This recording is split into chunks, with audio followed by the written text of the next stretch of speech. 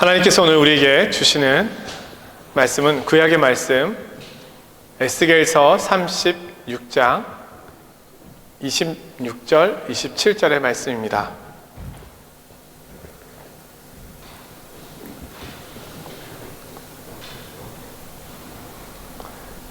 제가 받들어 봉독하겠습니다. 또 새 영을 너희 속에 두고 새 마음을 너희에게 주되 너희 육신에서 굳은 마음을 제거하고 부드러운 마음을 줄 것이며 또 내 영을 너희 속에 두어 너희로 내 율례를 행하게 하리니 너희가 내 규례를 지켜 행할지라. 아멘. 우리가 살고 있는 이 세상은 우리가 경험하고 있는 것처럼 안전하지 않습니다. 코로나19 바이러스로 인해서 특히 그것을 몸으로 느끼고 있고요. 뿐만 아니라 인간관계 속에서도 우리는 그 힘겨움을 경험하고 있습니다. 코로나19 바이러스로 인해서 가정에 격리되는 시간이 많아지면서 가정폭력이 그만큼 많이 늘었다고 합니다. 교황도 성명을 통해서 발표하였고 유엔조차도 국제사회에 주의를 요하는 권고안을 발표하기도 했습니다. 자, 앞으로 우리가 살고 있는 이 세상은 더 안전해질까요? 오늘 우리는 우리가 지금까지 세워놓았던 문명의 모습이 어떠한 결과를 맺고 있는지를 더 가까이에서 경험하고 느끼고 체험하고 있습니다. 교회사적으로 보면 하나님의 말씀과 성령님의 은혜가 놀랍게 부어지던 시기가 나옵니다. 그 시기를 우리는 대각성 또는 부흥의 때라고 말합니다. 이 이야기는 제가 한번 소개한 적이 있는데요. 18세기 이 부흥의 주역에 서 있었던 조나단 에드워드 목사님의 고백이 있습니다. 성령님이 온 마을에 부어지기 시작하자 사람들은 남의 일에 참견하던 옛 습관을 버렸습니다. 술집은 곧 텅텅 비었고 사람들은 집에서 많은 시간을 보냈습니다. 사람들은 즉시 이전에 죄악된 습관을 그만두게 되었고 무절제한 사람들도 이전에 악하고 방탕한 행실을 버리고 두려워하게 되었다는 사실입니다. 사람들이 성경 읽기, 기도, 묵상, 교회의 성례, 개인적인 상담 등 구원의 방편들을 열심히 적용하게 되었습니다. 이런 고백들은 우리가 개인적으로 주님을 만났을 때 우리의 삶의 자리에서 일어나는 일이기도 하지만 특별히 이 부흥의 때에는 여러 회중들에게 동시적으로 이 일들이 일어났기 때문에 사회적인 변화로서 모습이 나타났습니다. 자, 이런 내용들을 보면 우리가 지금 잃어버린 것이 무엇인지 또 나아가서는 우리가 회복해야 될 것이 무엇인지를 알 수 있습니다. 이기적이고 폭력적이고 자신의 죄에 사로잡혀 있는 사람들이 변화되고 새로워진다는 것입니다. 죄인된 인간이 변하는 길은 하나님의 역사, 성령님의 일하심 외에는 다른 방법이 없습니다. 오늘 우리가 함께 읽은 본문은 그 사실을 증거해 줍니다. 오늘 이 시대에 우리에게 주시는 하나님의 말씀에 귀를 기울여 보려 합니다. 자, 이스라엘 백성들은 지금 바벨론의 포로로 잡혀가 있습니다. 지난주에 말씀을 들었죠? 하나님의 임재의 상징이었던 성전이 무너졌습니다. 그리고 정치 지도자, 종교 지도자, 귀족들, 지식인들, 그들이 바벨론의 포로로 끌려갔습니다. 역사적으로 이스라엘에 일어났던 일들 가운데 가장 비참했던 일이 일어난 것입니다. 자, 그들이 왜 이 지경이 되었을까요? 그들은 어떻게 하다가 바벨론까지 포로로 오게 되었습니까? 그들이 도대체 어떻게 했길래 예루살렘 성전은 철저하게 무너져야만 됐을까요? 분명한 사실은 그들이 이렇게 된 것은 이스라엘의 군사력 때문이 아니라는 것입니다. 또한 이스라엘의 정치적 지도력 때문도 아니었습니다. 또한 경제적인 이유에도 있지 않습니다. 성경은 이들이 이렇게 된 이유에 대해서 이야기해 줍니다. 그것은 그들이 하나님 앞에서 범죄하였기 때문입니다. 그들의 공경의 원인은 하나님과의 관계가 잘못되었기 때문이었습니다. 이스라엘 백성들은 하나님께 등을 돌렸습니다. 오늘 본문의 17절의 말씀에 보면은요, 그들이 고국 땅에 거할 때 그들의 행위로 그 땅을 더럽혔나니, 그들은 자신들이 살고 있는 그 땅을 더럽혔습니다. 하나님이 주신 가나안 땅이었지만 그들은 하나님이 주신 십계명과 율법, 그 규례대로 살지 않았습니다. 그들은 하나님의 가르침을 버렸고, 하나님께 주시는 복은 너무 좋았지만 하나님의 율법과 규범은 너무 무겁고 지키기 힘든 것이라고 생각했습니다. 그들은 하나님의 백성이었습니다. 그러나 하나님의 백성다운 삶을 살지 않았습니다. 그들은 오염되었고 변질되었습니다. 하나님의 얼굴에 먹칠을 하고 있는 하나님의 백성이었습니다. 그들은 하나님의 작품, 자기들 스스로를 망가뜨렸습니다. 요즘 루브르에 가면 이 모나리자 그림을 보기가 예전보다 훨씬 더 어려워졌습니다. 물론 최근에 바뀐 건 아니겠지만 전 최근에 갔다 왔을 때 그런 변화를 봤거든요. 유리벽 안에 이렇게 넣어놨잖아요. 그리고 1m 밖에서 보도록 가까이서 보지도 못하도록 해놨잖아요. 근데 그렇게 보존되어 있는 그 모나리자 작품을 누군가가 망가뜨렸다고 가정해 봅시다. 아마 난리가 날 것입니다. 프랑스뿐만이 아니라 전 세계적으로 난리가 날 것입니다. 그리고 그 작품을 훼손시킨 사람에게 대하여 엄청난 책임을 물을 것이고 엄청난 비난이 쏟아질 것입니다. 그 그림 하나가 갖고 있는 그 작품의 위대함 때문에.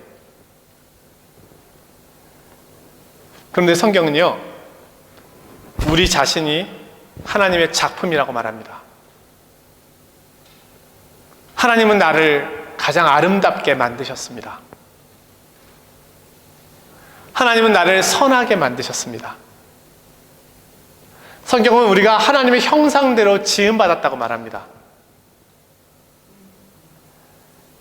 근데 이렇게 만드신 아름다운 작품이 망가졌습니다. 죄로 인하여. 우리는 그분을 떠나 삽니다. 그분과 상관없는 삶을 삽니다. 그분을 예배하지 않고 우상을 섬깁니다. 그분의 말씀을 따르지 않습니다. 어느 설교가가 이런 이야기를 들려주었는데요. 우리에게는 각자의 신이 있다. 그 신은 우리가 삶의 목표로 삼는 대상이며 시간과 돈을 바치는 대상이다. 우리가 가장 예민하게 느끼는 대상이며 그것을 위해 얼마든지 싸울 태세를 갖추는 대상이다. 우리의 삶의 중심에 있는 것들이다.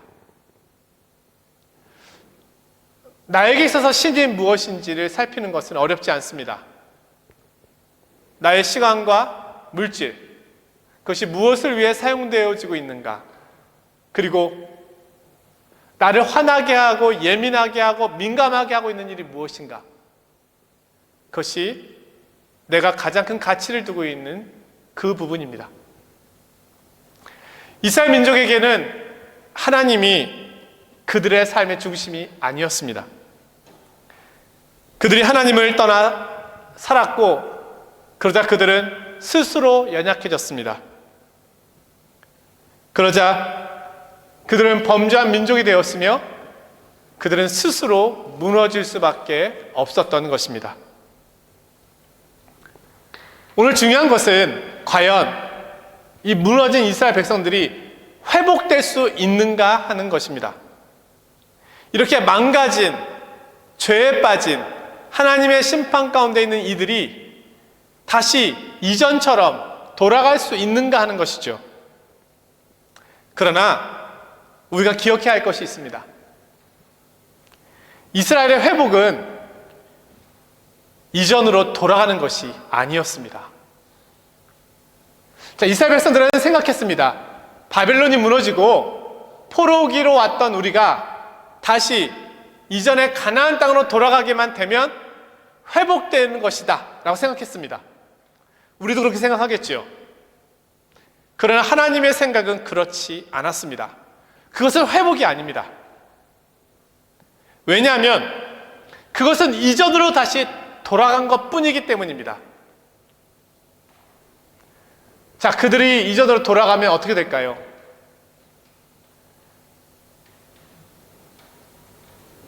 그들은 다시 이전에 행했던 범죄를 동일하게 행합니다. 그들은 다시 하나님을 떠날 것이고, 그들은 다시 도덕적으로 타락하게 될 것입니다. 그리고 다시 스스로 무너지게 될 것입니다. 하나님께서는 이것을 보고 계시고 이것을 알고 계십니다. 사랑하는 성도 여러분, 코로나19 바이러스가 빨리 종식이 되어서 우리는 예전처럼 돌아가기를 기도하고 있고 소망하고 있습니다. 빨리 백신이 나오거나 치료제가 나와서 이전의 일상으로 회복되기를 원하는 마음이 있습니다. 저도 당연히 있습니다. 교회가 마음껏 모일 수 있고, 그리고 마음껏 찬양할 수 있고, 마음껏 예배할 수 있는 시간이 빨리 오기를 기대하고 있습니다. 그런데 한 번 더 생각해 봅시다. 우리가 이전처럼 돌아가면 하나님께서 원하시고 기뻐하시는 삶을 살 수 있습니까?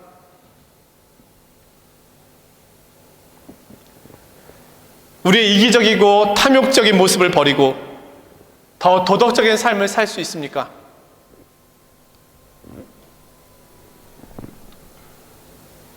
세상과 우리가 만들어가는 우리의 문명들이 과연 더 좋은 쪽으로 발전해 가겠습니까? 저는 말씀을 준비하면서 이 부분에 대해서 정말 다시금 생각해 보게 되었습니다. 코로나19 이전으로 돌아가는 것이 우리에게 그렇게 중요한 일인가? 중요한 일이죠. 그러나 하나님도 같은 생각하고 계실까?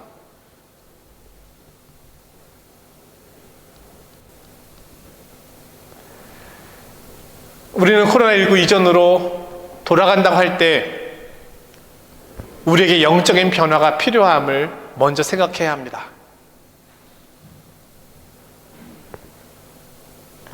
우리는 새로운 모습으로 돌아가야만 합니다.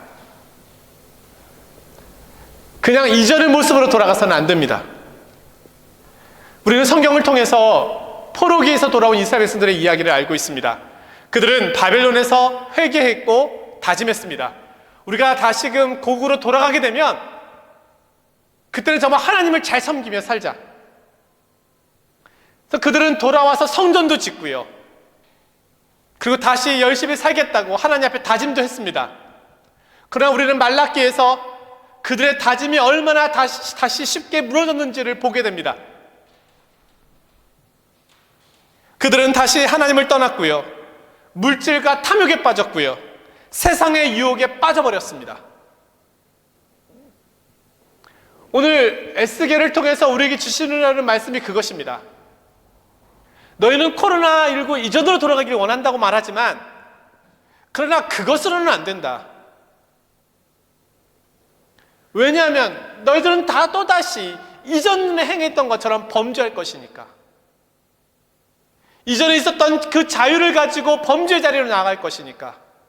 이전에 있었던 경제적인 부유함을 가지고 죄악의 자리로 나아갈 것이니까. 그것으로는 안 된다.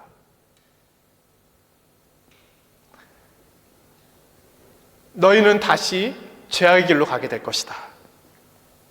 너희가 계획을 짜고 다짐을 해도 너희는 고쳐지지 않을 것이다. 너희 본성이 오염되어 있고 너희 죄가 그 속에 있는 한 너희는 새로워질 수 없을 것이다. 하나님께서는 에스겔을 통해서 이스라엘의 절망을 이야기해 주는 것입니다. 너희들이 가지고 있는 그 소망,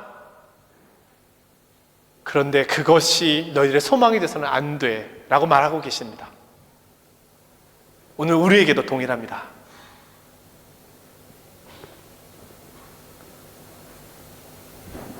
우리는 망가뜨리고 부수는 일을 합니다.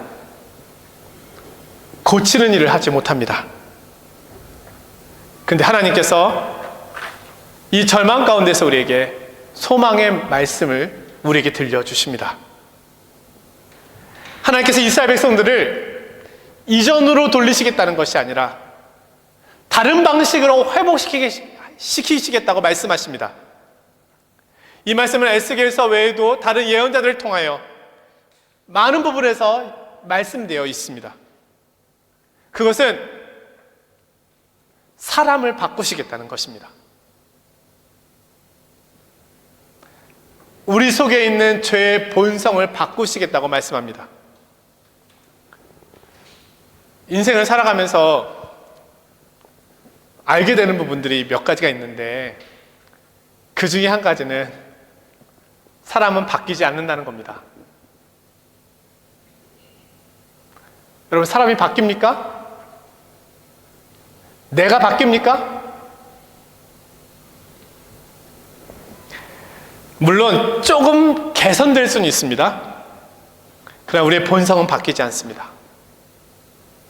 성경도 말씀합니다. 구스인이 그의 피부를, 표범이 그의 반점을 변하게 할 수 있느냐? 이것이 인간의 모습입니다. 그런데 하나님은 바꾸실 수 있습니다. 하나님은 하십니다. 아니, 하나님만이 하십니다. 그것이 오늘 26절의 말씀입니다. 또 새 영을 너희 속에 두고 새 마음을 너희에게 주되 너희 육신에서 굳은 마음을 제거하고 부드러운 마음을 줄 것이며. 하나님께서 우리에게 행하시는데 새 마음을 주시고 새 영을 주시겠다고 말씀하십니다. 우리에게 있는 굳은 마음을 제거하고 부드러운 마음을 주시겠다는 것입니다. 우리의 마음에는 굳은 살이 배겨 있습니다. 하나님에 대하여 굳은 살이 배겨 있습니다. 하나님 말씀하셔도 듣지 못하고 하나님께 반응하지 않습니다. 뿐만 아니라 이웃에 대하여도 수많은 편견과 고집으로 굳은 살이 배겨 있습니다.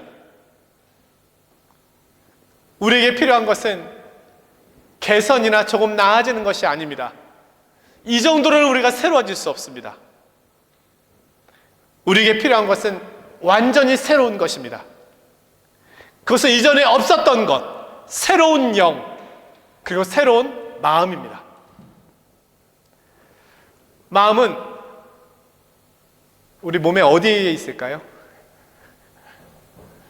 마음을 본 적은 없지만 일반적으로 이야기할 때 마음은 인격의 중심이다. 그 사람의 정신과 지각의 원천이다. 이렇게 말합니다. 이 마음에서 죄악이 나고 생각이 납니다. 영은 어떤 행동을 유발하는 원인, 결정을 이끌어내는 힘이나 태도를 의미합니다. 요약하면 영과 마음은 우리 인간의 존재의 중심, 인격의 핵심, 나를 나대게 하는 본질이라고 할 수 있습니다. 이것이 영과 마음입니다. 샘의 근원이라고 할 수 있습니다. 샘의 근원이 오염되면 그 샘에서 나오는 물들은 다 오염됩니다. 예레미야 17장 9절, 만물보다 거짓되고 심히 부패한 것은 마음이라. 오늘 우리가 이렇게 생각하고 이렇게 행동하는 이유는 마음 때문이라는 거예요. 그런데 누가 이 마음을 새롭게 할 수 있냐라는 것입니다. 이스라엘 백성들이 하나님의 말씀을 떠나서 그들의 죄의 욕심대로 행한 것은 그들의 마음과 영이 오염되어 있기 때문이라고 성경은 말씀합니다. 거기서는 선한 것이 나올 수 없습니다. 마태복음 13장에 보면 씨 뿌리는 자의 비유가 나옵니다. 거기에 첫 번째 씨가 뿌려지는 곳이 길가입니다. 길가에 씨가 뿌려지자 새가 와서 먹어버립니다. 그리고 밟히기도 하죠. 그 씨는 땅에 뿌리를 내릴 수 없습니다. 이 사람은 하나님에 대하여 알 수 없는 상태의 마음을 가지고 있는 겁니다. 이 사람은 하나님 없는 삶을 계속 살아갈 뿐입니다. 자, 이 사람이 어떻게 새로워질 수 있을까요? 어떻게 그 씨가 뿌리를 내릴 수 있을까요? 그것은 그 마음이 길가처럼 단단해지고 굳어진 그 마음이 완전히 새롭게 되는 것입니다. 옥토밭이 되는 것이죠. 하나님께서 그 마음의 밭을 완전히 뒤엎으시고 바꾸시는 것 뿐입니다. 하나님께서 오늘 이스라엘 백성들에게 그 일을 하시겠다고 말씀합니다. 새 마음과 새 영을 너희에게 주겠다. 이 방법 외에는 너희들이 새롭게 될 수 있는 방법이 없다는 것을 내가 알고 있다. 자, 그럼 이 말씀이 우리에게 어떻게 성취되나요? 새 영과 새 마음이 우리에게 어떻게 찾아왔습니까? 자, 이스라엘 백성들에게는 이 하나님의 약속을 멀리서 바라보고 믿음을 통하여 그들에게 찾아왔다고 할 수 있겠죠.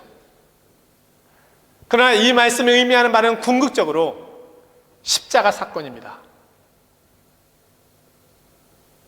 십자가에서 나의 죄의 본성이 죽고 옛사람이 죽고 그리스도와 함께 새 사람이 살아나는 것, 새 사람으로 태어나는 것, 그것만이 유일한 방법임을 말씀하고 있는 겁니다. 이스라엘 백성들은 멀리서 희미하게 그 약속을 바라봄으로 믿는 자는 구원을 받았습니다. 마찬가지로 오늘 우리도 동일합니다. 이 사실을 믿는 자만이 이 은혜 아래 머물게 되는 것입니다. 갈라디아서 2장 20절에서 한때 예수 그리스도를 박해했던 바울이 이 믿음의 고백을 십자가에 대하여 들려주는데요. 내가 그리스도와 함께 십자가에 못 박혔나니 그런지 이제는 내가 사는 것이 아니요 오직 내 안에 그리스도께서 사시는 것이라.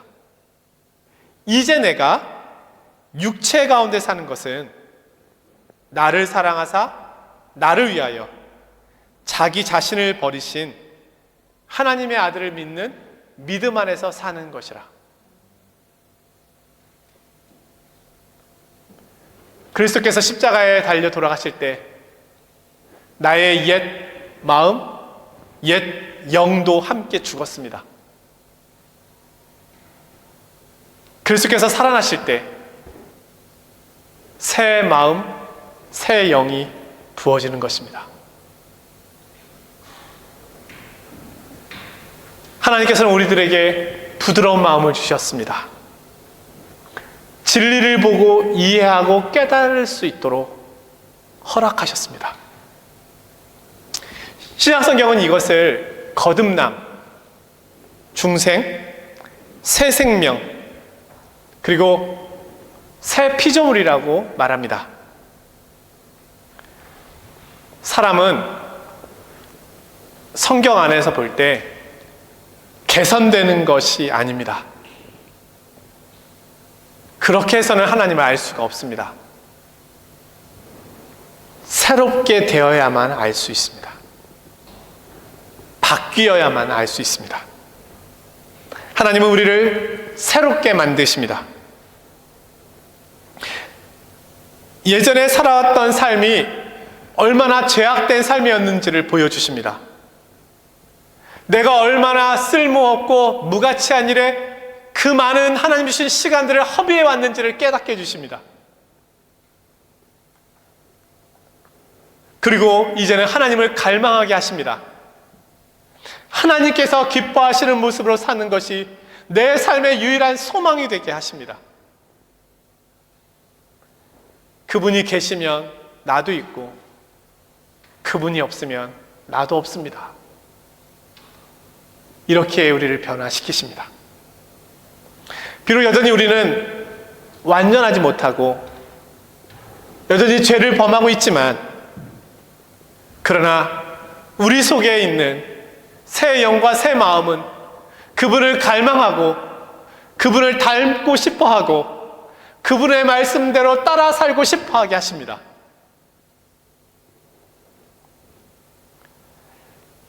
사랑하는 성도 여러분, 이스라엘 백성들이 멀리서 희미하게 보았던 이 약속을 우리는 너무 가까이에서 그 앞에서 보고 있습니다. 우리는 예수 그리스도와 하나님에 대하여 이 부드러운 마음을 갖고 있습니까? 그분의 말씀 앞에서는 우리는 언제든지 예, 아멘 하고 있습니까?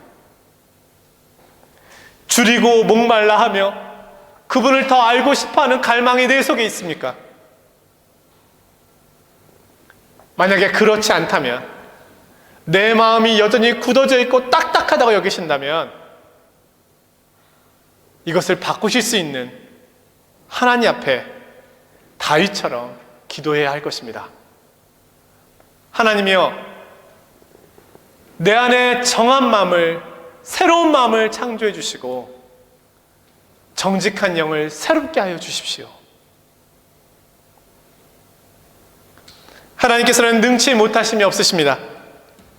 아무리 단단한 돌같이 굳어진 마음이랄지라도 하나님께서는 부드럽게 하십니다. 이것을 소망하고 원하는 자에게는 하나님께서 이렇게 될 수 있도록 은혜를 베풀어 주십니다. 우리는 코로나19 이전으로 돌아가기를 갈망하는 것으로, 그것을 회복이라고 생각해서는 안 됩니다. 우리가 돌아가야 할 곳은 코로나 이전이든 이후든 하나님께서 기뻐하시는 모습으로 하나님을 갈망하고 하나님을 소원하며 죄를 떠나 그분을 닮아가는 삶을 살아가는 것, 그것이 우리의 소망이요, 또 우리의 바람이요, 우리의 기도의 제목이 되어야 하겠습니다. 내 영과 내 마음이 더 가까이 주님께 나아가는 이 시기가 되기를 원합니다. 새 영과 새 마음으로 날마다 우리를 새롭게 하시는 하나님의 은혜를 경험하시는 복된 한 주간이 되시기를 주님의 이름으로 축원드립니다. 거룩하신 아버지 하나님, 오늘 말씀을 통하여 이 시대 속에서 하나님께서 우리에게 주시는 말씀이 무엇인지 귀를 기울여 봅니다. 우리가 기도하고 간절히 사모하고 바라고 원하는 것은 코로나19 이전으로 돌아가는 것이 아니라 우리의 마음과 영이 더 새롭게 되어 하나님께서 기뻐하시는 모습으로 살아가는 것입니다. 어떤 형편에 있든지 어떤 모습에 있든지 우리가 더 주님을 갈망하게 하여 주시고 주님 기뻐하시는 모습으로 살아가게 하여 주시옵소서. 죄악을 떠나게 하시고 어둠의 일을 벗어버리게 하여 주시고 진리 안에 거하는 삶이 되게 하여 주옵소서. 예수 그리스도의 이름으로 기도드리옵나이다. 아멘.